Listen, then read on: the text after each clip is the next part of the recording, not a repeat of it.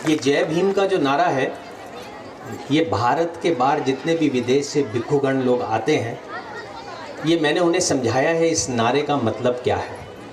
तो जब हम जय भीम बोलें तो वो नारा उन सारे देशों तक पहुंचना चाहिए। अभी मैं परभनी में हूँ और आपका जय भीम का नारा मुझ तक भी सही तरीके से नहीं पहुंचा। एक बार और कोशिश करके देखते हैं। जय भीम। आप ठीक है, मुझे लगता है कि मैं परभनी में आ गया। पहले तो अपना आदर व्यक्त करता हूँ हमारे महाथेरो भंते उपगुप्त जी का, हमारे भंते पत्रगण जो थाईलैंड से आए हैं महाथेरो, और जितनी भिक्षु संघा है उनको अपना आदर व्यक्त करता हूँ। मेरे दोस्त सिद्धार्थ अत्तिम्बीरे जी, कांबले साहब, ताई, भालेराव जी और जितने भी यहाँ पर वीआईपी गेस्ट हैं और हमारे दोस्त हैं, उनके आगे भी अपना आदर व्यक्त करता हूँ। आप लोग खासकर, अगर आप नहीं तो मुझे लगता है कि हम भी नहीं और फिर कुछ भी नहीं। तो इसलिए सबसे ज़्यादा आदर मैं आप पर व्यक्त करता हूं कि आप इतनी मेहनत कर कर यहाँ पर हमें सुनने के लिए आए हैं। आपका बहुत बहुत शुक्रिया। बातें बहुत सारी करनी है, समय कम है, लेकिन मैं सारी बातें आपको जो दिल की हैं वो बताऊंगा ज़रूर, क्योंकि मैं जो बातें करता हूँ बड़ी दिल से करता हूँ ताकि सब तक पहुँचे और वो समझें। आज हम परभनी में हैं। ये एक शुरुआत है कि भारत में हम अनेक जगहों पर हम जाते हैं और मैंने देखा है कि बहुत बड़े बड़े ढांचे जो हैं वो खड़े किए गए हैं, जिसमें बड़े लोगों ने खड़ा किया है, कोई पॉलिटिशियन है, कोई अमीर आदमी है, लेकिन वो ढांचे एक ढांचे का रूप बनकर ही रह गए। कभी ऐसा नहीं हुआ कि वहाँ बहुत ज़्यादा एक्टिविटीज़ हो रही हैं। और एक ऐसा सुंदर विहार, अभी तक सबका स्टाइल एक ही है, एक ऐसा सुंदर विहार जिसे देखने के लिए लोग दूर दराज से आए। एक भारत में गोल्डन टेम्पल तो सभी ने सुना ही है कि हाँ, एक अमृतसर में गोल्डन टेम्पल है सिखों का। तो हमने एक संकल्प किया कि एक ऐसा विहार जो लोग दूर दराज से वर्ल्ड में जो अजंता अलोरा देखने आए या मुंबई आए या महाराष्ट्र में अंदर आए, तो ये ज़रूर कहें कि हमें स्वर्ण बुद्ध विहार देखे बिना यहाँ से जाना नहीं। ये कार्य जो है पूरा हो रहा है सिद्धार्थ अत्तिम्बीरे जी की वजह से। आज एक बड़ा ऐतिहासिक दिन है कि बुद्धिस्ट जो फ्लैग है वो आज पंचशील का जो झंडा, जो महाराष्ट्र का सबसे बड़ा झंडा और सबसे बड़ा कार्यक्रम यहाँ पे किया जा रहा है, ये हमारे लिए नहीं है, पूरे परभनी के लिए बहुत ही बड़े गर्व की बात है। उसका सारा श्रेय मैं आप सबको, सिद्धार्थ जी को और इनकी पूरी टीम को देता हूँ कि उन्होंने इसको सक्सेसफुल बनाया। हमारे अंदर बहुत सारी चीज़ें ऐसी हैं जो हमें करनी है। मेरे बारे में काफ़ी सारी चीज़ें लोगों ने बताई कि मैंने एक फ़िल्म की, फ़िल्म करने के बाद मैंने धम्म पढ़ा, धम्म पढ़ने के बाद मुझे लगा कि ये तो एक तरह से जैसे गाड़ी के शीशे के आगे वो गंद लगता है तो वाइपर चला के सब कुछ साफ़ दिखना शुरू होता है, तो मेरे साथ कुछ ऐसा ही हुआ। मुझे सब कुछ धम्म पढ़ने के बाद साफ़ दिखाई देने शुरू हुआ। तो मुझे लगा कि अभी बहुत सारे भ्रमों में जी रहा था, तो कोशिश की कि भी आगे कैसे बढ़ना है, तो बुद्धिज़्म का प्रचार प्रसार किया। तो जब एक बड़े महाथेरो के पास श्रीलंका में गया उनके दर्शन करने के लिए, उनका आशीर्वाद लेने के लिए, तो उन्होंने मुझसे मिलने से मना कर दिया। तो बहुत सारे लोगों ने कहा, बनते लोगों ने, कि गगन को तो मतलब सब लोग एक तरह से उसकी पूजा कर रहे हैं और आप उनसे मिलने से भी इनकार कर रहे हैं, ऐसी क्या बात है। तो बनते जी ने कहा कि ये तो वो बात कर रहा है कि खुद तो खुश नहीं है और लोगों में खुशियाँ बांटने की बात कर रहा है। तो मैं समझ में नहीं आया। तो उन्होंने कहा उनसे पूछो क्या वो खुद बुद्धिस्ट है जो लोगों को बुद्धिज़्म फॉलो करने की बात कर रहा है। तो बात तो सही थी। अब दिमाग और दिल से तो बुद्धिस्ट हो चुका था, इसलिए वो प्रक्रिया भी पूरी की और 2014 में मैंने बौद्ध धर्म स्वीकारा।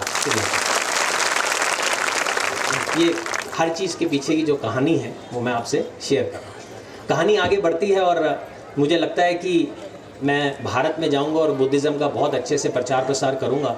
तब तक मुझे बाबा साहब के बारे में नहीं पता था।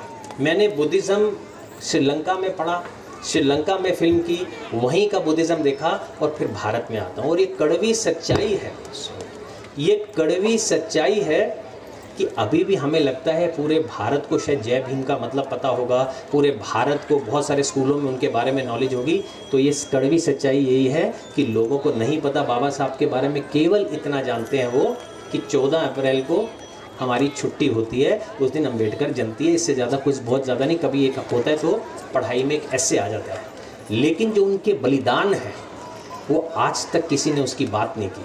भारत को बुद्ध को भारत का बेटा कहते हैं।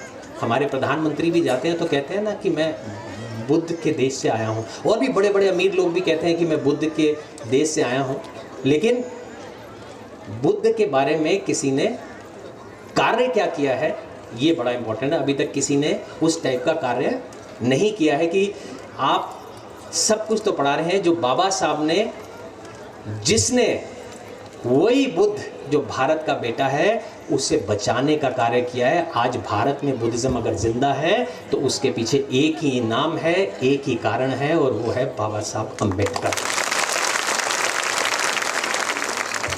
अब मैं यहाँ पर आया तो मैंने उनके बारे में पढ़ा तो मैं पढ़ता रह गया। मैं कहा ये तो ऐसे इंसान हैं जिनको किसी स्कूल में साथ में उठने बैठने नहीं दिया गया, साथ में पढ़ाई नहीं करने दी गई, पानी नहीं तक पीने दिया गया, बच्चों के साथ खेलने नहीं दिया गया, और उसका इतना बड़ा संकल्प देखो।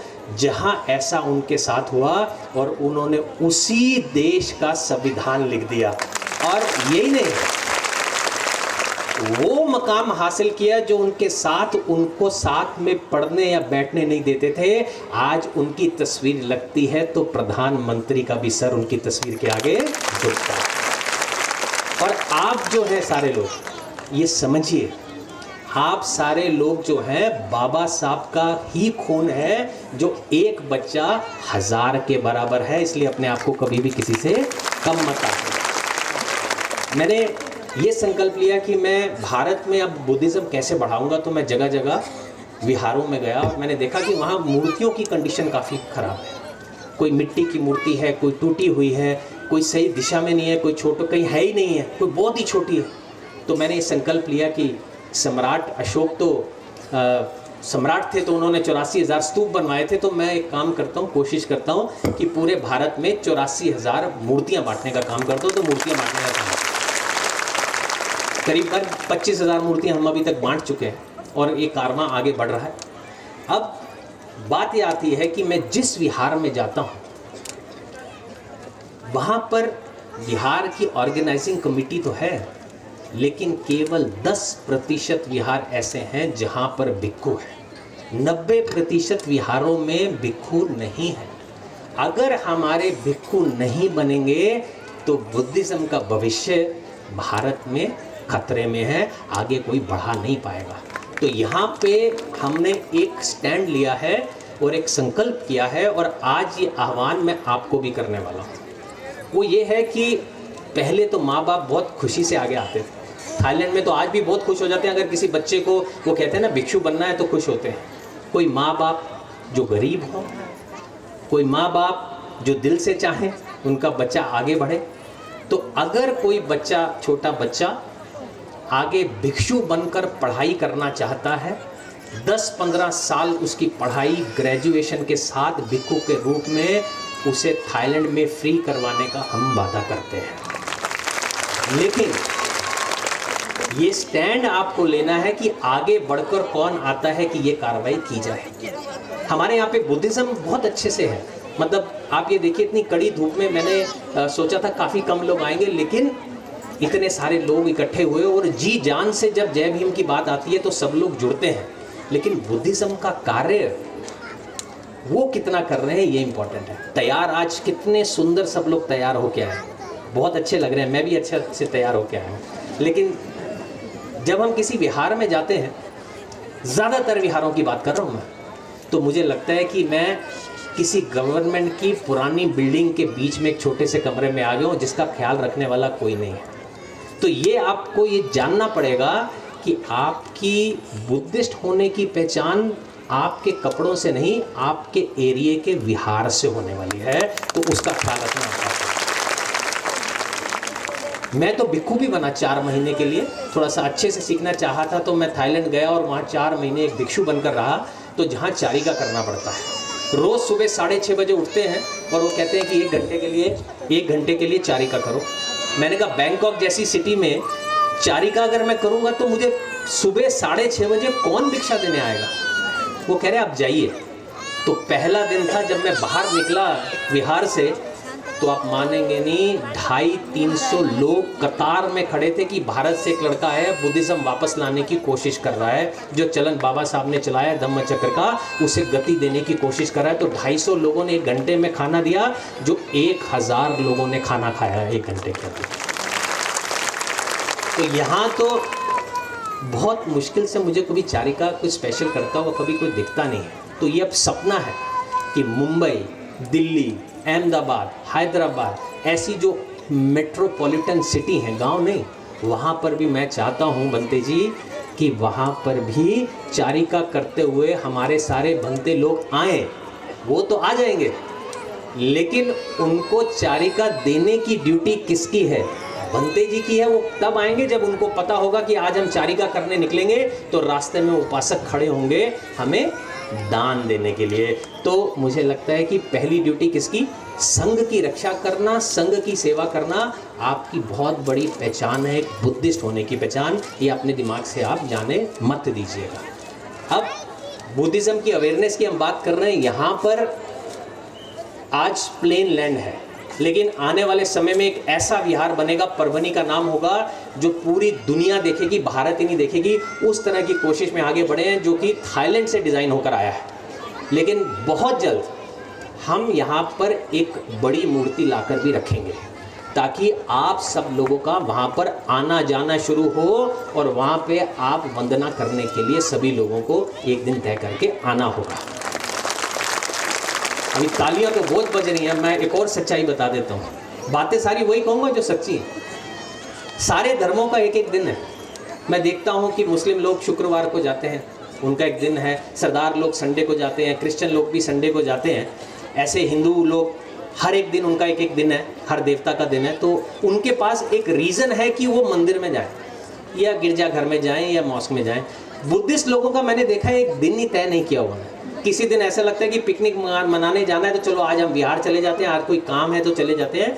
तो ये संकल्प लेना ज़रूरी है कि अगर आप बुद्धिस्ट हैं तो एक दिन, यानी कि मैं तो ये कहूँगा कि बुधवार, जिस दिन बुद्ध को बुद्धत्व प्राप्त हुआ था, आप चूज कर लीजिए कि हर बुधवार को हर बुद्धिस्ट आदमी एक बार अपने विहार में ज़रूर जाए। और जब कोई विहार में जाता है तो वो असली पुण्य की प्राप्ति करता है। वो कहते हैं कि पुण्य की प्राप्ति करने बिहार में जा रहा हूँ। किसी ने पूछ लिया भाई कैसे, अब ये भी किसी को मालूम नहीं भाई कैसे जाते हैं। उसमें बहुत सारे फ़ायदे होते हैं, खासकर 3 फ़ायदे होते हैं। अब जब आप वहाँ पर जाते हैं तो आपकी मॉरल ग्रोथ होती है। मॉरल से मतलब जब वहाँ जाते हैं तो अच्छे से तैयार होके जाएंगे, कोई गाली गलौच नहीं करेगा, कोई ऊंच नीच नहीं बोलेगा, चुपचाप जाएंगे। एक अच्छे डिसिप्लिन इंसान बन के आगे बढ़ते हैं तो आपकी वो मॉरल ग्रोथ होती है। उसके बाद जब हम आगे और बढ़ते हैं तो कहीं ना कहीं बनते से धम्म का ज्ञान लेते हैं, आदान प्रदान होता है। जब आदान प्रदान होता है तो आपकी धम्म नॉलेज बढ़ती है, तो कहीं ना कहीं आपकी स्पिरिचुअल ग्रोथ होती है वहाँ पर। तीसरी, जब आप वहाँ जाते हैं तो कुछ ना कुछ दान दे के आते हैं। जब दान दे के आते हैं तो जब कोई दान करता है ना तो मन बड़ा खुश होता है, तब उसकी दान पारमिता बढ़ती है। और जब इन तीनों का कॉम्बिनेशन होता है, डिसिप्लिन का, दान पारमिता का और धम्म के ज्ञान का, तो उसे पुण्य कहते हैं, जो आपको विहार में जाने से ही प्राप्त होता है। तो वो आपको बुधवार को वहाँ जाना ही होगा, ये संकल्प लेना ही होगा। हम आज थाईलैंड से बड़े बनते हमारे साथ आए हैं। हमारे पास हर तरह का आज की तारीख में सपोर्ट है। वो कहते हैं कि हम आएंगे, हमें आपको सपोर्ट करना है और आपको हमें सपोर्ट करना है। मैंने कहा मैं तो बस इतना चाहता हूँ कि मैं जब भी सुनता हूँ तो सब लोग भारत में कहते हैं हिंदू मुस्लिम सिख ईसाई हम सब हैं भाई भाई। मैंने कहा एक शब्द और जोड़ना है, बुद्धिस्ट हिंदू मुस्लिम सिख ईसाई हम सब हैं भाई भाई, क्योंकि ये राष्ट्र बुद्धिस्ट भी है। तो अब मैं ये चाहता हूँ कि आप लोग सभी लोग आपस में मिलजुल कर, बुद्धिज़्म का तो मेरे लिए तो मैं तो आया था तो मुझे लगा कि आज भारत में बुद्धिज़्म 2% है। उसका कारण केवल ये है कि शायद दूसरे धर्मों के लोग हमें आगे बढ़ने नहीं दे रहे, एकजुट नहीं होने दे रहे। लेकिन जैसे ही मैं इसमें घुसा और मैंने देखा तो मुझे समझ में आया इसका कसूरवार बाहर वाले नहीं हैं, हम खुद ही हैं जो एक दूसरे की टांग खींचने में लगे हैं। एकता ना होने के कारण आज हमारा ये हाल हो। हम बहुत सारे शिविर जो है वो थाईलैंड में भी लगा रहे हैं, जिसको श्रामनेर बनना है हम लेके जा सकते हैं। तो लेडीज़ लोग की एक कंप्लेंट थी कि हम भी नन बनना चाहती हैं, उसका कोई टूर लेकर जाएं।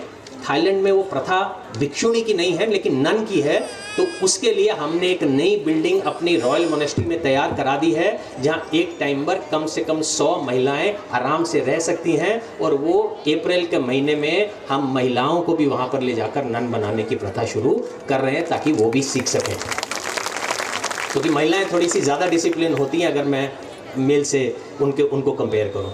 तो अब मैं यही चाहता हूं कि हमें सबको मिलकर काम करना है। यहाँ पर स्वर्ण बुद्ध विहारा खड़ा करना है। एक बार आप सभी के मुंह से इकट्ठे सुनते हैं स्वर्ण बुद्ध विहारा 3 शब्द बोलेंगे तो शायद ये गूंज इस पूरे एरिया में जाए, इस धरती में जाए, यूनिवर्स में जाए, ताकि यहाँ पर वो विहार जल्द से जल्द आए। एक बार बोलेंगे मेरे पीछे सिर्फ 3 शब्द, स्वर्ण बुद्ध विहारा, स्वर्ण बुद्ध विहारा। हाँ, अब ये जो विहार है यहाँ पे अब ज़रूर आएगा। और मैं चाहता हूँ एक दूसरे के साथ मिलकर आप रहें। जो भी बच्चे पढ़ना चाहते हैं, ग्रेजुएशन की बात है, तो सिद्धार्थ भाऊ को आप बता दें, उनको मैंने उपाधि दे रखी है। वो कहते हैं ना कि हमेशा मेरे पीछे ढाल बनकर खड़े हुए हैं। मैंने कहा पॉलिटिक्स अलग है लेकिन धम्म का कार्य अलग है, तो वो मुझे बोलते हैं कि आप आगे बढ़ो, एक ढाल की तरह वो मेरे पीछे खड़े हुए हैं। इसीलिए मैंने उनको कहा है आप महा उपासक हो, बड़े दिल से काम करते हो और आपका बहुत बहुत शुक्रिया। दोस्ती पक्की है और किसी चीज़ को लेके आगे बढ़ेंगे। एक बार दिल से आप सभी का शुक्रिया करना चाहता हूं और मैं उम्मीद करता हूं कि जो बातें मैंने कही हैं, मैं ज़्यादा समय नहीं लेना चाहता, लेकिन मैंने जो बातें कही हैं वो शायद आपको समझ में आए। ये बातें मायने रखती हैं और आगे इस चीज़ों को आप ठीक करेंगे। एक बार फिर से बोलते हैं ताकि बनते जी तक आवाज़ पहुंच जाए, उनकी नींद खुल जाए, तो कहीं सोने की तैयारी में भी हो सकता है ऐसे ना हो। जय भीम। एक बार और, मज़ा नहीं आया, मज़ा नहीं आया, एक बार दोबारा बोलते, मैं बोल एक बार लास्ट बार बोलते हैं, लेकिन मज़ा आना चाहिए, लगना चाहिए। मेरे से अभी तक इन्होंने पूछा नहीं है कि इसका मतलब क्या है, तो मैं चाहता हूँ मैं जब वहाँ बैठूँ तो मुझसे कहें इसका मतलब क्या है, तब मैं उनको बताऊँगा कि इसका मतलब क्या है। भीम का मतलब, जय भीम का मतलब ये भी आप समझ लीजिए। जाते जाते एक और बात बता देता हूँ। आप समझते हैं कि जय भीम बोल दिया तो हम शायद पक्के बुद्धिस्ट हो गए, ऐसा नहीं होता। जय भीम बोलने से आपके कंधों पर इतनी बड़ी जिम्मेदारियां आती हैं, आपके कंधों पर जिम्मेदारियां आती हैं पंचशील का पालन करने की, आपके कंधे पर जिम्मेदारी आती है संगठित होने की, आपके कंधे पर जिम्मेदारी आती है एजुकेटेड होने की, आपके कंधे पर जिम्मेदारी आती है एक दूसरे का साथ देने की, आपके ऊपर जिम्मेदारी आती है संघर्ष करने की। जब ये सारी चीज़ें मिक्सअप करके कंधों पे लाद के चलोगे तब आप हकदार बनोगे जय भीम बोलने के। एक बार आप बोलते हैं जय Bhim. Thank you very much जी।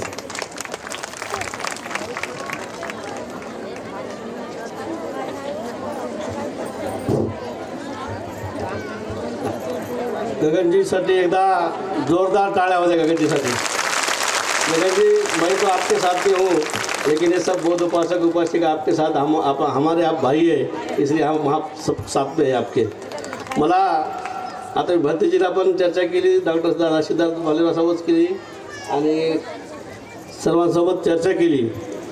आपण आज 8 तारखेला 8 जानेवारीला धम्मध्वज 50 फुटाचा आपण इथं उभा केला आहे। आपल्याला तुम्ही जसं ह्या वर्षी आलात तसं पुढच्या वर्षी सुद्धा यायचं आहे का आपल्याला इथं या जागेवर यायचे ना? माझी एक इच्छा आहे, तुम्ही त्यासोबत असतात तर आज मी जाहीर करतो बंदीजीच्या समोर। बंदीजी, 8 ऑगस्ट हा जागतिक धम्मध्वज आहे आपला। 8 जानेवारी हा पंचशील धम्मध्वज दिन आहे आपला जागतिक। आणि ह्या वर्षी आपण 50 फुटाचा धम्मध्वज इथं आपण लावलेला आहे। पुढच्या वर्षी धम्मध्वज आपण पुन्हा उभारणार आहे त्याचा, आणि पुढच्या वर्षी 8 जानेवारीला धम्मध्वज दिन आणि अखिल भारतीय बौद्ध परिषद या जागेवर आपण करणार आहोत सुरुवात। त्यासाठी तुम्ही एकदा सर्वांनी मला हात वर करून सांगायचे की आम्ही सर्वजण पुढच्या वर्षी येणार आहोत। इसमें मैं कुछ कहना चाहूँगा, ये अखिल भारतीय नहीं चाहिए, अंतर्राष्ट्रीय चाहिए, उससे भी बड़ी, खाली भारत तक सीमित नहीं रहना। तो गगन जी, आप तो हमारे भाई है, इसलिए मैं पहले इनको बता दिया। 8 जनवरी राष्ट्रीय धम्मदूत दिन आणि इथं सुद्धा राष्ट्रीय आंतरराष्ट्रीय बौद्ध धम्म परिषद पुढच्या वर्षीपासून सुरू होणार आहे. तरी आता पुढच्या वेळेचं आमंत्रण मिळो न मिळो तसं आपला परभणीला 30 एप्रिल आहे ना, त्या पद्धतीनं 8 जानेवारीला आपली आंतरराष्ट्रीय बौद्ध धम्म परिषद राहणार म्हणजे राहणार आहे आणि होणार आहे. आणि या परिषदेला म्हणते आता तुम्ही बिझी असाल खूप आज देऊन ठेवा सर्व. तर 8 तारखेला आपण पुन्हा पुढच्या वर्षी धम्मध्वज दिन साजरा करण्यासाठी आणि आंतरराष्ट्रीय धम्म परिषदेसाठी पुन्हा इथं उपस्थित राहायचं आहे. गगनजी आहेत आपल्याला पुन्हा बाहेर देशाचे भंतेजी आपल्याला येऊन धम्मदर्शना देतील. धन्यवाद. सिद्धार्थ भाऊंसाठी जोरदार टाळ्या. म्हणजे कार्यक्रम कोणताही घ्यायचा तर छोटा नाहीच, राष्ट्रीय नाही तर आंतरराष्ट्रीय. आज जगामध्ये परभणीला मी आपल्या सर्वांना सांगू इच्छितो की आपल्या परभणीला जगात जर्मनी आणि भारतात परभणी म्हणतात. तर आता जगात परभणी हे म्हणायला काहीच हरकत नाही भाऊ. एकट्या जर्मनीपुरती परभणी नाही राहिली, आता परभणीला तुम्ही जगामध्ये पोहोचवलं. आंतरराष्ट्रीय, आता गगनजीने जो शब्द वापरला आंतरराष्ट्रीय बौद्ध धम्म परिषद, ती फार मोठी असते. त्याला जे भिक्खू संघ येतात ते जागतिक स्तरावरून येतात आणि ते आपल्याला या ठिकाणी धम्मदेशना देतात. जगातील ज्ञान, जगामध्ये जिथं जिथं भगवान बुद्धांचा धम्म प्रचार आणि प्रसार झाला तिथल्या धम्म अनुयायांचा आपल्यासोबत कल्चरल इंटरकल्चरल ॲक्टिव्हिटीजच्या माध्यमातून आपण त्यांच्यासोबत जे काही रिलिजियस किंवा आपल्या एज्युकेशनल सर्वच पॉलिसीज आपल्याला त्यांच्यासोबत शेअर करायला मिळतात.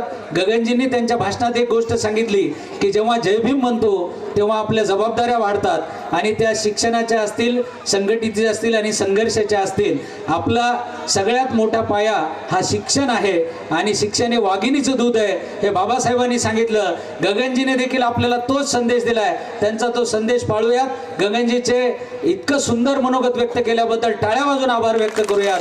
आणि सिद्धार्थ भाऊंना त्यांनी ज्या पद्धतीनं या ठिकाणी बंधू म्हणून साथ दिलेली आहे अशीच या 2 भावाची जगभरामध्ये कीर्ती पसरूयात. काकी आपल्याला शुभेच्छा देणार आहेत, परंतु त्यांनी सांगितले की मी सदैव तुमच्या पाठीशी आहे. बोलण्यापेक्षा कृती महत्त्वाची आहे. मागच्या सगळ्यात पहिल्यांदा 384 बुद्ध मूर्ती वाटप अक्षदा मंगल कार्यालयात होतं आणि त्याही कार्यक्रमामध्ये आदरणीय विटेकर काकी होत्या. त्यांनी आपल्याला कृतीतून साथ दिलेली आहे. याही पुढे ते आमच्या पाठीशी असतील. काकींना जायचं असल्यामुळे मी त्यांचे आभार व्यक्त करतो आणि वंदनीय भदंतांना याचना करतो की आम्हा सर्वांना आपण या ठिकाणी थायलंडचे भंतेजी आपल्याला धम्मदेशना देतील. सगळ्यांनी हात जोडून बसायचे.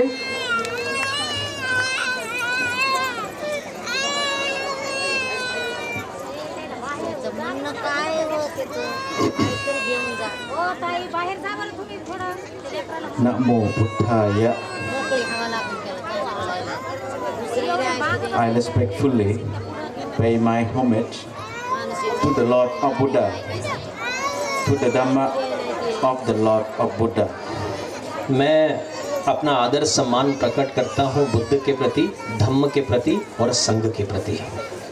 To the noble disciple of Buddha, I humbly represent for the most venerable Pratham Bodhivong, the chief of the Thai Dhammatutta Bhikkhu in India and Nepal, and the abbots of Wat Thai Puthakaya, the first Thai temple established abroad from last 67 years. आज मैं प्रतिनिधित्व कर रहा हूँ most venerable प्रथम बोधिवोंग, जो कि Thailand में जो धम्मदूत होते हैं इंडिया और नेपाल के लिए, उसके वो चीफ हैं, प्रेसिडेंट हैं, उनका प्रतिनिधि कर रहे हैं आज ये, जो कि एबोट हैं यानी कि चीफ हैं वट थाई बुद्ध गया, जो बोध गया में थाईलैंड की मोनेस्ट्री है, जो सबसे पहली और सबसे पुरानी है. उसके चीफ को आदर सम्मान करते हुए आज आपके सामने ये आ रहे हैं क्योंकि ये उनके अटेंडेंट हैं, उनके सेक्रेटरी हैं. All of us here are seekers of the ultimate truth, the Lord of Buddha teaching the Four Noble Truths. However, only a few are willing to fully accept the truth of the birth, aging, illness, and death. The teaching of the Lord of Buddha are profound truths of the great value, encompassing dukkha, suffering, samudaya, the cause of suffering, nirodha, the cessation of the suffering, and makkha, the path leading to the cessation of suffering. इनका मानना है कि हम सभी जितने भी Buddhist हैं वो अल्टीमेट सत्य क्या है केवल उसी की तलाश करते हैं और बहुत कम लोग हैं जो इस सत्य को मान पाते हैं जन्म, बुढ़ापा, बीमारी और मृत्यु को। जो भगवान बुद्ध ने हमें जो सिखाया है, जो इतनी वैल्यूएबल टीचिंग्स हमें दी हैं, जिसमें उन्होंने समझाया है कि दुख है, समुदया, निरोध और मगा। उनका मानना यह है कि दुख है, दुख का कारण है, दुख का निवारण है और दुख का निवारण जो है वो अष्टांग मार्ग है। But what is the dukkha?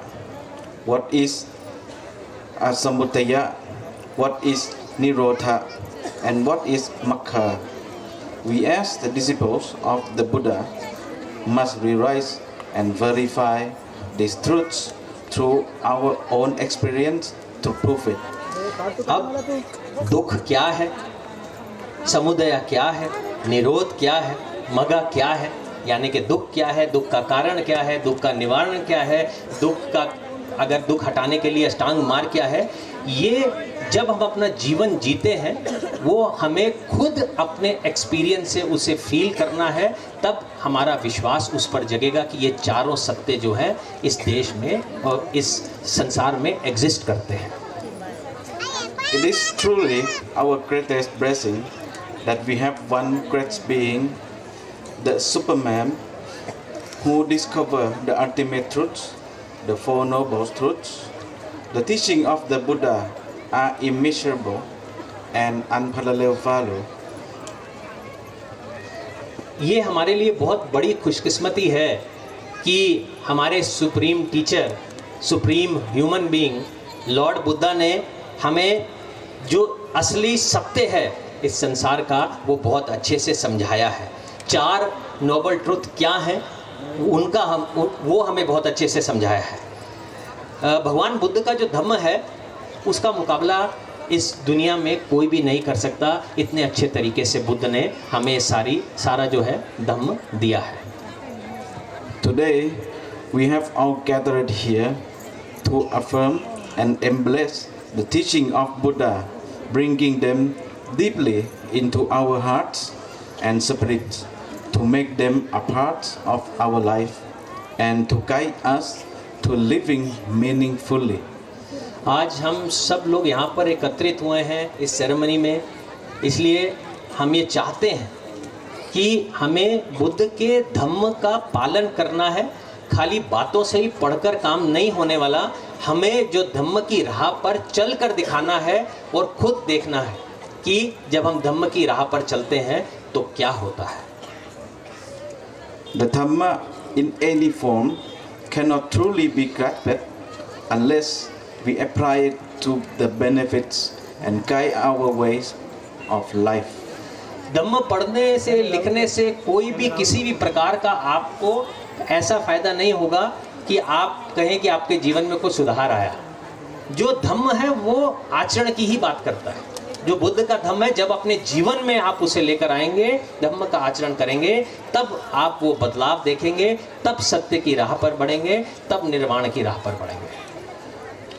Throughout this life and the life beyond, until reaching the nirvana, or that we know the nibbana, I would like to express my gratitude to everyone involved in the organize this event, for Mr. Gagan Marik Foundation and his team, who recognize its importance and proclaim the symbols of Buddhism here. मैं आभार व्यक्त करता हूँ जो आज ceremony की है। ये एक बहुत बड़ा काम है बुद्ध धम्म के लिए। तो मैं शुक्रिया करता हूँ गगन मलिक फाउंडेशन, गगन मलिक जी का, सिद्धार्थ हत्तिम्बेरी जी का, और जितने भी यहाँ पर ऑर्गेनाइज़र हैं उन सभी का तहे दिल से शुक्रिया करता हूँ। और ये उम्मीद भी करता हूँ कि आने वाले समय में आप धम्म की राह पर चलेंगे और निर्माण की प्राप्ति आपको होगी। By raising the victory banner of the Buddhism here at this place and sacred land where the Buddhism was born, ये आज बहुत बड़ा दिन है कि आपने बुद्ध धम्म का ध्वज लहराया है और उस जगह पर वहाँ लहराया है, उस धरती पर लहराया है जहाँ बुद्ध पैदा हुए, यानी कि Bharat. above all, the Dhamma of the Buddha bring peace and tranquility to those who truly realize it. भगवान बुद्ध जो है वो शांति उन्हीं को ही प्रदान करते हैं जो वाकई में धम्म को समझते हैं और उसका आचरण करते हैं। At the very least, it allows us to smile at ourselves, at those around us, our relatives, and even those we encounter, speaking to them with a calm and gentle tone. अब अगर बहुत ज़्यादा ना करें तो इतना तो कर ही सकते हैं कि हम अपने आप को देखकर खुश हों, दूसरों को देखकर खुश हों, नम्रता से लोगों के साथ बात करें, लोगों के प्रति करुणा रखें। इस प्रकार का जीवन जिएंगे तो हमारे जीवन के लिए बहुत ही अच्छा होगा। इतना तो कम से कम हम बुद्ध की राह पर चलकर कर सकते हैं। Think good, speak good, doing good, all from the depth of the heart. अच्छा सोचो, अच्छा बोलो और अच्छा करो। अपने तहे दिल के साथ ये तीन चीज़ें आप याद रखो। एक बार फिर बोल देता हूँ, अच्छा सोचो, अच्छा बोलो और अच्छा करो। If all of us Buddhists join the hand and the heart, apply the teachings of the Buddha in our life, I believe that everyone will have a life of value and meaning, leading to the peace and happiness for all faithful followers of the Buddha teaching. अंतिम में मैं ये कहता हूँ कि अगर हम सभी लोग हाथ में हाथ मिलाकर एक अच्छे दिल से एक दूसरे के प्रति अगर प्यार रखें, एक दूसरे का साथ दें, तो ये पक्का है कि आपके जीवन में सुख, शांति और समृद्धि हमेशा आएगी। और हमें चाहिए कि आने वाले समय में हम बुद्ध की टीचिंग्स फॉलो करें, धम्म को फॉलो करें, उसका आचरण करें। Above and above, I very appreciate the Thailand Dhamma and India Dhamma are highly participate hands to hand collaborations come together and doing together here, there and then in the homeland of the Buddhism. Thank you. मैं बहुत खुश हूँ, आज ये सम्मान की बात है। मैं बहुत अप्रिशिएट करता हूँ थाईलैंड के धम्म को जैसे वो पढ़ाते हैं, भारत के धम्म को जैसे वो पढ़ाते हैं। और मैं इस बात से खुश हूँ कि थाईलैंड और भारत एक साथ मिलकर जो है बुद्धिज़्म का कार्य कर रहे हैं। ऐसे ही ये कार्य आगे चलता रहेगा तो बुद्धिज़्म जो है पूरे संसार में, पूरे भारत में, थाईलैंड में, सब जगह बहुत अच्छे से फैलेगा। आप सबको बहुत बहुत आशीर्वाद है। एक बारी साधु बोलते तो अच्छा लगेगा। साधु।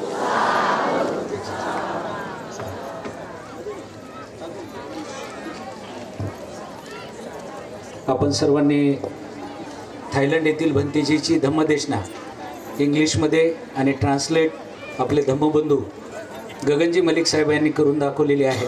त्यांनी जी तत्व सांगितली जगण्याची आणि भगवान बुद्धाच्या भूमीशी नातं, मेरे लिए तालियां नहीं बजी खाली, मैंने भी ट्रांसलेशन किया।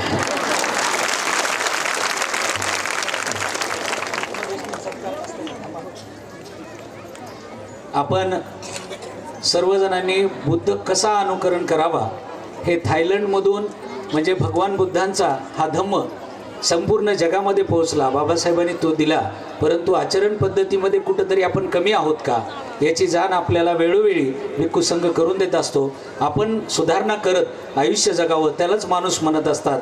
यानंतर या कार्यक्रमाचा अध्यक्षीय समारोप करण्यासाठी वंदनीय भदंत डॉक्टर उपगुप्त महाथेरो यांना मी या ठिकाणी याचना करतो की आपण कार्यक्रमाचा अध्यक्षीय समारोप करावा.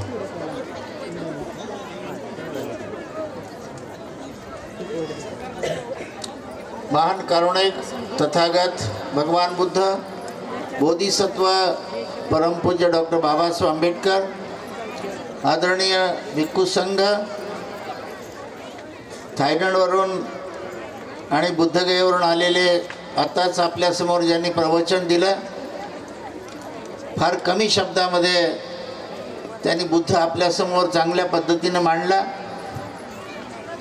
ज्यांनी भाषांतर केलं आणि भाषणही केलं ते सिने अभिनेता गगन मलिकजी.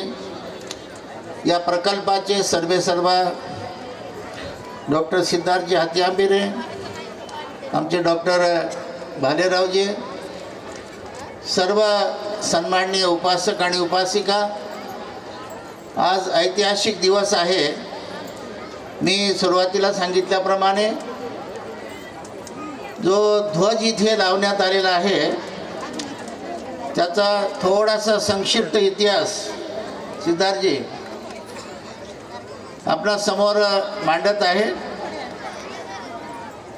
19वीं शताब्दी में विश्व में अनेक भिक्षुओं को ऐसा लगा कि बौद्ध धर्म ऐसा जिन्न अशोक सम्राट ने 24 तिरियों का चक्र सारनाथ में सिंह स्तंभ पर लगाया था, प्रस्थापित किया था, वैसा ही झंडा के रूप में एक धम्म ध्वज पताका होनी चाहिए. धम्म सभा में अनेक मत और विचार सामने आए. अंत में श्रीलंका में धम्म ध्वज सभा में 1880 ईस्वी में आर.डी. सिन्हा द्वारा तैयार किया हुआ धम्म विश्व स्तर पर 8 जनवरी 1891 सर्वसम्मति से स्वीकार किया गया. 1888 में धम्म ध्वज के बदलाव के आगे ये रंग जोड़े गए. इनका क्रम बाएं से दाहिने की ओर रखा गया. यह क्रम नीला, पीला, लाल, सफ़ेद और काशाई रंग है. इन 5 अलग अलग रंग के अलावा बीच में 24 तिरियों का अशोक चक्र भी है. लेकिन इस समय कई धम्म ध्वज पर चक्र नहीं दिखाई देता. इस धम्म ध्वज के आगे 5 रंग के टुकड़े और जोड़े गए हैं. इसका क्रम ऊपर से नीचे की ओर नीला, पीला, लाल, सफ़ेद और काशाई है. यही रंग आगे फिर से ऐसा क्यों लगाए गए? ये रंग आगे इसीलिए लगाए गए क्योंकि यह भगवान बुद्ध के विभिन्न शरीर धातुओं को धम्म रश्मि के प्रतीक समझे जाते हैं. क्या कहते हैं? धम्म ध्वज के रंग नीला, यह रंग विशालता, दूरदृष्टि, अनंत का प्रतीक माना जाता है. बुद्ध का धर्म विशाल दृष्टि से और सागर की तरह अनंत है, जिसके अंदर सब कुछ समा लेने की क्षमता है. कोई भी आए, देखे और आदि प्रथम मध्य अंत में गुणकारिक है. मानवता का कल्याण करने वाला यह धर्म में यह त्याग के बाद विशाल बनता है. इसीलिए पंचरंगी धम्म ध्वज में यह रंग सम्मिलित किया गया है. पीला, यह रंग समृद्धि का प्रतीक माना जाता है. बड़े बड़े राजा महाराजाओं ने, सम्राटों ने अपना मस्तक सर इस धर्म के आगे झुकाया और वे इस धर्म की शरण में गए. उसी को यह धर्म सेना सोना, चांदी, हीरे, मोती से भी सुंदर प्रिय लगा. सोने का रंग पीला है. सोने जैसा मूल्य कीमत देने वाला, जीवन समृद्ध और सुखमय बनने वाला धम्म प्रकाश मनुष्य के लिए अंतिम समय तक उपयुक्त है. भिक्षुओं का पीला वस्त्र यह ज्ञान, समृद्धि, वैराग्य, विरक्तता, शुद्धता दर्शाता है. इसीलिए पंचरंगी धम्म ध्वज में यह रंग सम्मिलित किया गया है। लाल, यह रंग अग्नि का प्रतीक माना जाता है। धर्म के प्रविष्ट होने, जो धर्म को ठीक तरह से समझ लेना होगा, जो अग्नि के समय जाना पड़ेगा। अपने अंदर के राग, द्वेष, लोभ, मोह, काम, मत्सर, षड्यंत्र विकारों को बलि अग्नि में देनी चाहिए, तभी उस व्यक्ति को धर्म में प्रवेश मिलेगा। कोई भी व्यक्ति सभी दुर्गुणों को जलाने के बाद सद्गुण ग्रहण कर सकता है। दुर्गुण जलाने की पहचान वाला यह लाल रंग पंचरंगी धम्म ध्वज में लिया है। लाल वह लोहा जैसा योग्य आकार लेता है, वैसे ही सभी मलों को रहित हुआ व्यक्ति भी धम्म सेवन कर सकता है। सफ़ेद, यह रंग पवित्रता का प्रतीक माना जाता है। शुद्धता, निर्मलता, पवित्रता, इनका प्रतीक सफ़ेद है। अगर बुद्ध धर्म की शरण में जाकर उसका आचरण करना है तो उस व्यक्ति को शुद्ध, दुष्कृत्य, पाप रहित मनुष्य जैसा ही आचरण करना चाहिए। इसीलिए धर्म की आवश्यकता है, उसे अपना जीवन शुद्ध और मंगलमय बनाने की प्रेरणा यह रंग देता है। इसीलिए यह रंग पंचरंगी धम्म ध्वज में सम्मिलित किया गया है। काशाय, यह रंग केसरिया नहीं है। यह रंग वैराग्य, विरक्तता, त्याग, सेवा का प्रतीक माना है। प्रत्येक व्यक्ति को धर्म के, समाज के लिए त्याग करने की भावना रंग देता है। इस प्रकार से भिक्षु विरक्त होते हैं, उसका यह महान त्याग है। उपासकों को भी त्याग, सेवा, थोड़ा थोड़ा लाभ उठाना चाहिए।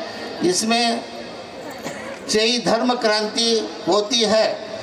इसीलिए धर्म देशना, लेन देन से धर्म के लिए पुत्र दान, धर्म धन, ज्ञान, भोजन, वस्त्र, आवास, धम्म विहार दान, ऐसे अनेक दानों के लिए तैयार होने की प्रेरणा यह रंग उपासकों को देता है। इसीलिए यह रंग पंचरंगी धम्म ध्वज में सम्मिलित किया गया है। धम्म ध्वज वंदना, धम्म ध्वज रोहन करते समय अक्सर त्रिशरण पंचश की उच्चारण किया जाता है, किंतु ये ठीक नहीं। धम्म ध्वज फहराते समय निम्न गाथाओं को कहना चाहिए। तेव्हा हे 5 रंग जे आहेत, 5 रंगाचा अर्थ आपणा समोर इथे जे श्रीलंकेमध्ये जी संगिनी भरली होती, तिथे सर्व जगातले बौद्ध लोक एकत्र आलेले होते। त्यांनी मिळून हा धम्मध्वज निश्चित केलेला आहे। अशा या धम्मध्वजाचा आज आपल्या या सुवर्ण बुद्धविहार भूमीमध्ये काय आपलं माळ, इंद्रायणी माळाच्या परिसरामध्ये उभा झालेला आहे। बरेच वर्ष सिद्धार्थजींना आम्ही बैठकीमध्ये, परभणीमध्ये महावंदना करत असताना इतर वेळेला हा विषय निघत होता की परभणीला काही 5-10 एकर जमीन घ्या। 8 जिल्ह्यामध्ये, मराठवाड्यामध्ये नांदेड, लातूर, उस्मानाबाद, जालना, औरंगाबाद, हिंगोली या 4ही जिल्ह्यामध्ये आपले सेंटर झालेले आहेत। फक्त म्हटलं आपला परभणी जिल्हा राहिलेला आहे आणि सिद्धार्थजींनी मनावर घेतलं। पदयात्रेच्या वेळेलाही विषय निघाला आणि तो संकल्प आज त्यांनी पूर्ण केला, त्याबद्दल मी त्यांना धन्यवाद देतो। त्यांनी दक्षिण कोरियालाही जाऊन आले, थायलंडलाही गगन मलिक सोबत जाऊन आले। थायलंडजीने, गगन मलिकजीने ही श्रामणेर दीक्षा थायलंडमध्ये घेतली, तिथेही त्यांनी भिक्षा मागितली, भिक्षापात्रामध्ये आत्ता सांगितलं। ही साधी गोष्ट नाही आहे बांधवानो। आणि पुढे भविष्यात तुम्हाला सांगतो, आता ही 10 एकर सिद्धार्थजी, भविष्यामध्ये आपल्याला 10 एकर सुद्धा जागा कमी पडणार आहे, हेही तुम्हाला सांगतो. कारण आपलं विहार उभं राहील, भिक्षू निवास उभं राहील, श्रामणेर प्रशिक्षण केंद्र आहे, ग्रंथालय आहे, या सर्व गोष्टी. आणि विशेष करून थायलंडची मंडळी बघा, गार्डनवर त्यांचा जास्त जोर असतो. गार्डन शिवाय थायलंडमध्ये जे मंडळी आली त्यांनी पाहिलं की सुंदर गार्डन, की अगोदर आपल्याला ते गार्डनच मोहून टाकते विहारा अगोदर. इतकं सुंदर गार्डन थायलंडमध्ये विहाराच्या परिसरामध्ये करतात. आणि ते इथेही आपल्या बुद्धगयेला आहे, सारनाथला, लुंबिनीला, श्रावस्तीला. तेव्हा धम्म कार्यामध्ये एकमेकामध्ये मतभेद ठेवू नका. धम्म कार्याचा विषय आला तर आपण सगळे एक आहोत अशा पद्धतीनं चला.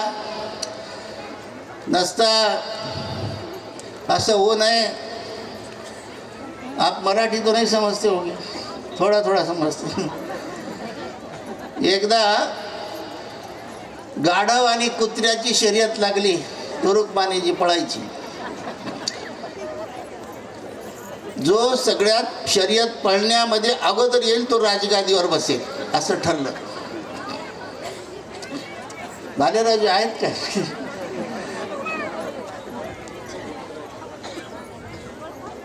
पळायला लागले दोघंही, वाळवेर ठरली. कुत्र्याला वाटलं मी गाढवाला कसं ऐकल. पळायला लागल्यानंतर पहिलीच गल्ली लागल्याबरोबर त्या गल्लीत ते कुत्रे याच्यावर पडले. गाढव गेलं पुढं. त्या गल्लीतून कशी बशी सुटका करून पुढे गेला तर पुढच्या गल्लीत ते दुसरे कुत्रे त्याच्यावर पडले. सगळ्या कुत्र्यांनी त्याला तुरुकमानेजी अडवलं. गाढव पुढेही जाऊन गादीवरही बसलं. कुत्र म्हणलं, आईला म्हणला माझ्या जात बांधवानी माझा रस्ता अडवला नसता तर मी राजा झालो असतो. म्हणला यांनीच रस्ता अडवला. गणले बाई, आपले रस्ते आपलेच माणसं अडवतात हो, म्हणून आम्ही राजा होत नाही. म्हणून रस्ते आडवे करू नका. रस्त्यातले काटे काढता येत नसतील, काटे टाकलेले साबळेजी, तर कमीत कमी रस्त्यात काटे तरी टाकू नका हो. काटे काढता येत नसतील बाजूला, काटे तरी टाकू नका. पुण्य करता येत नसेल तर पाप तरी करू नका. चांगलं करता येत नसेल तर वाईट तरी करू नका. कुणाला भोजन देता येत नसेल तर उपाशी तर मारू नका. काही चांगलं करता येत नसेल तर वंगळ तरी करू नका ना. एक माणूस, ते घोबाड असते ना, घोबाड, उल्लू म्हणतात हिंदीमध्ये, गगन मलिक जी, एक दो उल्लू बेचने गया बाजार में. दिखने में भी ये सही थे, आकार में भी सही थे, उनके गिनती में भी सही थे. तो एक गिराइक आया, दोनों उल्लू बेचने के लिए बैठा था. मालिक, गिराइक ने पूछा ये कितने में दे रहा है. एक बोला 200 रुपये में और दूसरा का कीमत बोले 100 रुपये में. तो ग्राहक बोला दिखने में भी सही है, गिनती में भी सही है, फिर इसको 200 और इसको 100 क्यों. बोले ये उल्लू है और ये उल्लू का पट्टा है, बोले इसीलिए कीमत अलग अलग है. बोले कीमत अलग अलग रहने के कारण ये है. बोले तो बांधवानो जरा चिंतन करा. आता मला 50 वर्ष झाले दीक्षा घेऊन, थोडे नाही, पूर्ण जीवन समर्पित केलेलं आहे या कामासाठी. 20-25 असे शिष्य तयार झालेले आहेत. 20-25 शिष्य म्हणजे एक शिष्य म्हणजे 100 बुद्ध विहाराच्या बरोबर आहे असं मी समजतो. म्हणून भिक्खू तयार केले पाहिजेत, चांगले प्रशिक्षण देऊ त्यांना. आपण थायलंडला पाठवू, श्रीलंकेमध्ये पाठवू, कुठलाही खर्च तुम्हाला येऊ देणार नाही. आपली मुलं दान करा. भोशाचे आलेत का मंडळी? बघा, भोशाच्या एका परिवाराने मानवतमध्ये आहे ना होता, मागच्या वेळेला पूर्णेला येऊन संकल्प केला. नवरा बायको आई वडील सर्व आले आणि भंतेजी म्हणले, आमच्या छोट्या भंतीला भेटले, म्हणले या आमच्या सुनाला, नवरा म्हणला पत्नीला, पोटामध्ये मुलगा आहे, मुलगी असो, जे बी होईल ते आम्ही भिक्खू संघाला दान करणार आहोत. म्हणजे ओघाने बघा गंमत अशी की मुलगाच झाला आणि ते परत घेऊन आले विहारामध्ये आमच्याकडे दाखवाय, है ना, तुम्हाला माहिती. असा संकल्प पोटात तुमच्या लेकरू असताना मी याला चांगला बौद्ध भिक्षू बनवेल असं जेव्हा तुमच्या मनात येईल त्या दिवशी भारत बौद्ध व्हायला सुरुवात झाली समजायची. पण नाही, आमचा मुलगा डॉक्टर झाला पाहिजे, इंजिनियर झाला पाहिजे, पायलट झाला पाहिजे, IAS झाला पाहिजे, MPSC झाला पाहिजे, तिकडं चोर जरी झाला तर हरकत नाही, पण भिक्खू नाही झाला पाहिजे. हां, असं करू नका. भोशाची मंडळी आपल्या तालुक्यातली, मानवत तालुक्यातली बघा, गरीब माणसं आहेत आणि त्यांचा संकल्प पूर्ण झाला आहे. निश्चितपणाने त्या लेकराला आम्ही चांगला बौद्ध भिक्षू बनवू, त्यांचाही संकल्प पूर्ण होईल. असा संकल्प प्रत्येकाने करावा. सिद्धार्थजीने जे विहार बांधण्याचा आणि प्रशिक्षण केंद्र आपलं इथे उभा करण्याचा संकल्प केलेला आहे, निश्चितपणाने संकल्प पूर्ण होईल. भिक्खू संघ त्यांच्या पाठीशी आहे. थायलंडचा भिक्खू संघ आहे, गगन मलिक फाउंडेशन आहे आणि त्यांची स्वतःची इच्छाशक्ती आहे. तेव्हा आज आपण सकाळी 10 वाजेपासून, खरं म्हणजे अर्धे लोक उन्हात आहेत, गैरसोय झाली आमची थोडी. बऱ्याच मंडळीची बसून ऐकायची इच्छा होती.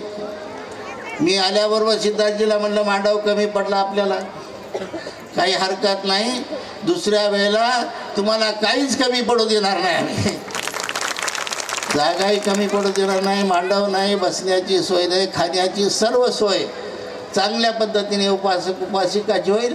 हा पहिलाच दिवस होता, पहिलाच टाईम आमचा इथे, पहिलीच वेळ होती आणि एवढ्याही याच्यामध्ये गैरसोयीमध्ये कुठलंही सोय नसताना एवढे उपासक आले. खरं म्हणजे आपण धार्मिक निष्ठावान श्रद्धेनं आलात, त्याबद्दल सर्व उपस्थित उपासक जे उन्हामध्ये उभे आहेत, सावलीत बसलेले आहेत, मंचावर बसलेले आहेत, सर्व उपासक उपासिका, कार्यकर्तागण, भिक्षुगण यांना परत एकदा मी धन्यवाद देतो. आपला सर्वांचं जयमंगल हो. धन्यवाद.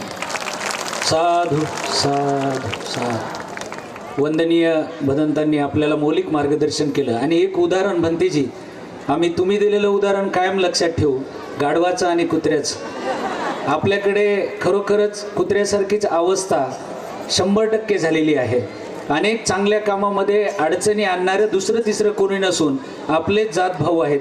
परंतु आपल्यासारख्या मौलिक प्रबोधनातून त्यांचं नक्कीच प्रबोधन होईल. येणाऱ्या काळात कोणाची अडचण जर होत नसतील, तर मदत जर करता येत नसेल तर अडचणही ते होणार नाहीत. या सर्वांच्या प्रति मंगलकामना व्यक्त करून वंदनीय भदंतांनी या ठिकाणी आशीर्वाद गाथा एक तत्पूर्वी एक महत्त्वाची सत्कार या ठिकाणी राहिलेला आहे. मांडाखळी येथील महिला मंडळ, वैशाली महिला मंडळाच्या सर्व सदस्या यांना मी मंचावर आमंत्रित करतो. त्या भंतेजी आणि यांचं स्वागत करणार आहेत. नंतर आभार प्रदर्शन होईल आणि नंतर भंतेजीच्या आदेशानंतर कार्यक्रम संपेल. कार्यक्रमाच्या पूर्वीच एक सूचना देतो की महिला जेवायला बसतील, कोणी गडबड करणार नाही. महिलांना विनंती, मंचावर या. भंतेजी मंचावर आहेत. भंतेजी उठल्याशिवाय आपल्याला कोणालाही उठायची नाही जागेवरून. ताई, आशीर्वाद गाथा होणार आहे. भंतेजी सर्वांना आशीर्वाद देणार आहेत. थायलंडचे भंतेजी आणि आपले उपयुक्त भंतेजी, सर्व भिक्खू संघ, हे मांडाखळीचे उपासक आहेत हा, आणि त्यानंतर या ठिकाणी बसायचं, उठायचं कोणीही नाही. महिलांची पहिली पंगत असणार आहे, त्यामुळे उठू नका. बनतेजीच्या आदेशाशिवाय हा बघा, पहिली शिस्त इथून सुरू होते. धम्मदेशना आणि कार्यक्रम बनतेजीच्या आदेशाशिवाय संपत नसतो. पुढचा एक सत्कार दादा दादी पार्कचे संचालक गुजर परिवार ऋषभ गुजबर वहिनी ह्या देखील वंदनीय बना. पटकन द्या आणि बाजूला बाकीच्यांना येऊ द्या. धन्यवाद. ऋषभ भैया आणि हां नाही बघा ते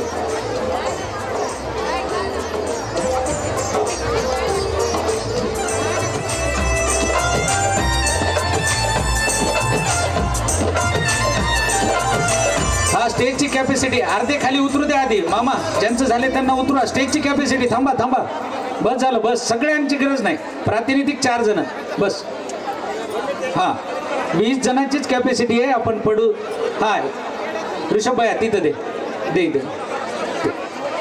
हे बनतेजी थायलंडचे आणि हे दादा दादी पार्कचे संचालक आहेत. बनतेजी गुजर परिवार, जज साहेब आहेत, त्यांचे कुटुंबीय आहेत.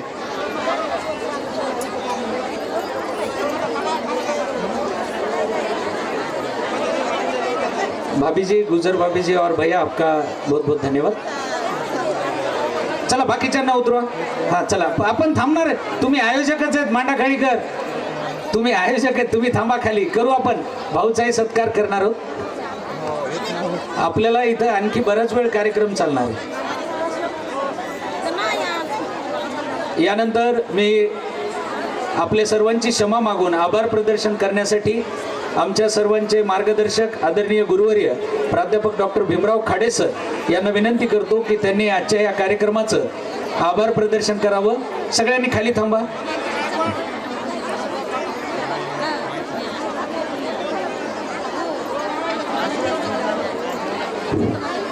सत्काराचा कार्यक्रम थांबवा सर्व आता.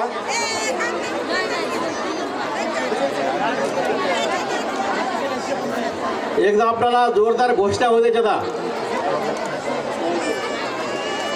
तथागत भगवान गौतम बुद्धांचा, तथागत भगवान गौतम बुद्धांचा, भारतरत्न डॉक्टर बाबासाहेब आंबेडकरांचा, भारतरत्न डॉक्टर बाबासाहेब आंबेडकरांचा, पंचशील ध्वजाचा, पंचशील ध्वजाचा, संविधानाचा, संविधानाचा.